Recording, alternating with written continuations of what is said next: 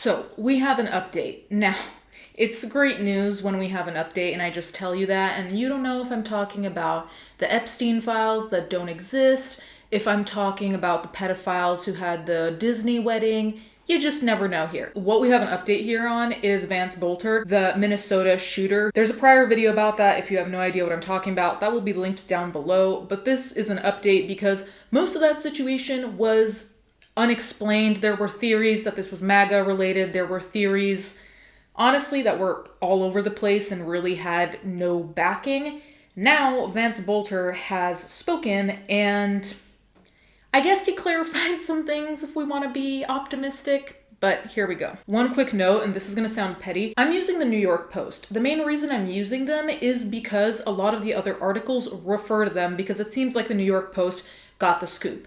That being said, the New York Post is deeply flawed. This was evidenced to me the other day when they made a fashion post, which I don't even know why they have any business doing that, but they couldn't tell the difference between a Birkin bag and a Kelly, and when you're talking about $60,000 bags, if you don't know the difference, shut up. To further illustrate my point, the New York Post was subsequently flamed in the comments and everyone was calling them out about this mistake, right? Instead of correcting their mistake, they did fuck all. So I actually went to the website to see if they corrected the article, putting a picture of the actual bag they're talking about as to a random other bag that, yeah, it's by the same brand but unrelated, and they didn't even correct it. This is why my faith is low, because they're not just making a mistake, they're getting called out for it and they're not even going to correct it. Does that scream responsible reporting to me? No. And granted, maybe they don't take this as seriously because it's fashion, but I don't know now. I don't know what your rules are or what category is more important to you, because I think you'd want accurate reporting all over. This is why a lot of this, you'll see, reads as weird, and I don't know if it's weird because of Boelter, which probably, but also how much of the New York Post is making this weird. And I feel like that goes for a lot of the things they say, and the reason I bring this up is to take this with a grain of salt. I don't really trust this reporting, but also if everyone's going to reference them, I might as well hear from the horse's mouth. Accused Minnesota assassin Vance Boelter hints at motive during exclusive jailhouse interview. It didn't involve Trump stuff or pro-life. The man accused in the politically motivated assassination of a Minnesota lawmaker and her husband insisted to the Post this week the murders had nothing to do with President Trump or abortion, but stopped short of saying what allegedly drove him to kill. You're fishing, and I can't talk about my case. I'll say it didn't involve either the Trump stuff or pro-life, Vance Boelter wrote this week from a cell inside Sherburne County Jail. I'm pro-life personally, but it wasn't those, he said, using the jail's internal messaging system. I will say there is a lot of information that will come out in the future that people will look at and judge for themselves. That goes back 24 months before the 14th, if the Gov ever lets it out. As much as I don't particularly trust what this man is saying for very obvious reasons, murderers, not really gonna trust them. That being said, this is already starting a lot of conspiracy theories because it was confusing. Allegedly, he worked for Tim Walz at one point, but he also was pro-Trump, apparently, pro-life. There are all these little facts that aren't necessarily conflicting, but they do sit on opposite sides of the political spectrum, so you do wonder, what is this guy's deal? That being said, because now he's saying these kind of cryptic things like 24 months before the 14th, that kind of makes it sound like a very specific date. He didn't say 3 years ago, 2 years ago, 24 months before the 14th. Interesting. People are unsurprisingly already speculating. Honestly, I don't really think this gives us anything, but that is out there now. I'm also wondering how much of this is him just either fueling the fire just to make, himself seem more interesting, get people more interested. It's a lot of these people are just looking for attention, in my opinion, but that's a different story. So I'm wondering how much is just fluff.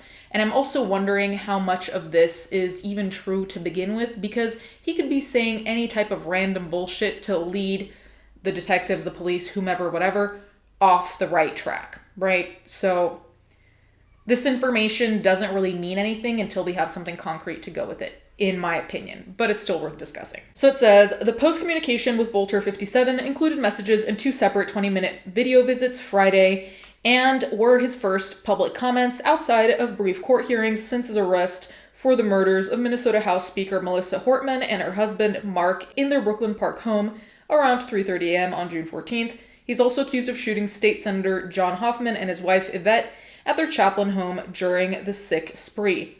Boelter harped on a handwritten 1.5-page letter left in an abandoned SUV at the crime scene that was addressed to FBI Director Kash Patel, saying critical elements were kept from the public. Now, I don't think these elements are going to be released anytime soon, realistically, if they are actually critical or if there is some kind of contents that has to be analyzed, decrypted, whatever the fuck the contents even is.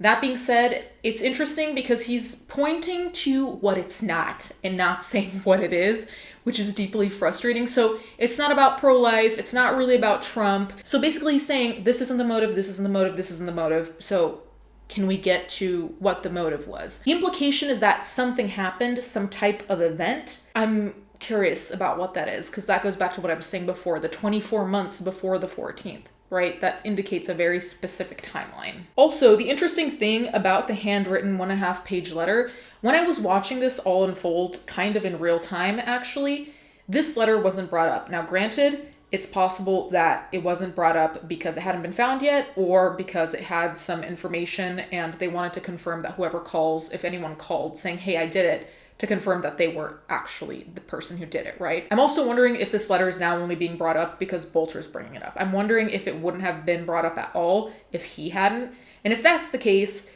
if you are a conspiracy theorist, you can start wondering, why was this not brought up? Since we're talking about the evidence, since we're talking about the crime scene, since we're talking about the car, the motive, it seems kind of like an important thing to bring up. Again, unless it has some particular information that the public should not know yet. Anyway, a little odd. This whole thing is fucking odd. The whole way this unfolded is very odd. The whole thing he did with the police car was odd. My radar is saying something is deeply off. Can I ask you what you heard as an outside person about the note that the alleged person, I'll say alleged person, left in the car? Did you hear anything about that? Demanded Boelter, who was wearing a yellow jail-issued jumpsuit and spoke with thick Minnesotan accent. In the letter, which has not been released publicly, Boelter reportedly claimed he had been secretly trained by the U.S. military and was asked by Minnesota Gov. Tim Walz to perform the killings so that the 2024 Democratic vice presidential candidate could run for Minnesota Democratic Senator Amy Klobuchar's seat. Certain details of that letter were leaked out that probably painted one kind of a picture, but a lot more important details that were in the letter were not leaked out, Boelter said during the second televisit Friday, refusing to elaborate, only saying the details pertained to things that were going on in Minnesota. The way that Boelter comments on this, to me, indicates that obviously they found the right guy, right? Because that was kind of up in the air whether it was Boelter, because there was the video footage where the person was wearing a mask, blah, blah, blah. So there were some people who were saying it's not him. I do think it's him, obviously, because he's mentioning this letter, which I'm assuming was there because otherwise the cops would have shot this down, right? They would have been like, this wasn't you, whatever. On the other hand, some of the stuff he says is so vague that I'm like, are you just saying things? Like, are you just being vague? Like, things that were happening in Minnesota, what does that exactly pertain to? Things that were happening specifically in the state of Minnesota legally, events that have nothing to do politically, what does that mean? It is extremely vague and it doesn't really point to anything further than what we quote unquote already know about him shooting said victims. So a lot of these interviews, televisits don't really bring up much. There are a lot of really vague statements, and granted, this is, I guess, the beginning of this whole process, but at the same time, we're not really getting closer to anything, and we still have zero ideas to the motive. So I also made sure when I was arrested that they secured that letter. I made the request that they secure that letter before it gets destroyed because I was concerned somebody would destroy it, said Boelter, who had grown a salt and pepper goatee since his arrest. Truly, nobody cares about the goatee. Law enforcement found the letter alongside a hit list of 70 other politicians, including Walz and abortion providers in the North Star State, and flyers for the No Kings anti-Trump rallies scheduled the same day as the killings. He told the Post after a long pause that he supported Trump but refused to clarify his relationship to and feelings toward Democrat Walz, who appointed Boelter to Minnesota's Workforce Development Council in 2019. We go back to exactly what I said before. His clarifications clarify very little, if anything. And the thing is, this is leaning into conspiracy territory on purpose, in my opinion, because to say he wanted to make sure the letter didn't get destroyed because he's concerned that somebody would destroy it, what are you voicing that the police, because those are realistically the people who are going to recover the letter, that the police or any higher up would want to destroy? What are you leaking? What information do you have that is so valuable that someone would straight up try to destroy it? Either this is a massive bullshitting spree he's on, or there's actually something there, or he's crazy. So it could be a mixture of all of them. It's interesting that he was worried about this letter getting destroyed, and that seemed to be the primary point of focus and concern. Like, he didn't say anything about anything else in terms of like securing the letter, blah, blah, blah. There was nothing else that had to be secured to make sure it wasn't destroyed by someone. It's an interesting thing what's going on right now. Everything related to politics and crime, just how things go missing and then they're not missing. Obviously, I'm referring to the Epstein list, but it seems like there's some very strange back-end shit going on everywhere, which is deeply alarming. In response to a question about his feelings towards the victims and their families, Boelter invoked his Christian faith, bizarrely recalling a Bible verse in which God tells his followers to love thy neighbors. I forgot which verse it was, but I always followed that, said Boelter, who authorities say wore a creepy latex mask during the depraved attacks. You can maybe ask, if someone believes that and they love God and they love their neighbor, allegedly, how could they be involved in a situation where some people are no longer here that were here before, he eerily inquired. The way this man communicates is so odd and cryptic to me, because in this last quote, where some people are no longer here that were here before, if you take that apart, what that basically means is people who are dead. It's not more complicated than that. But he avoided saying that.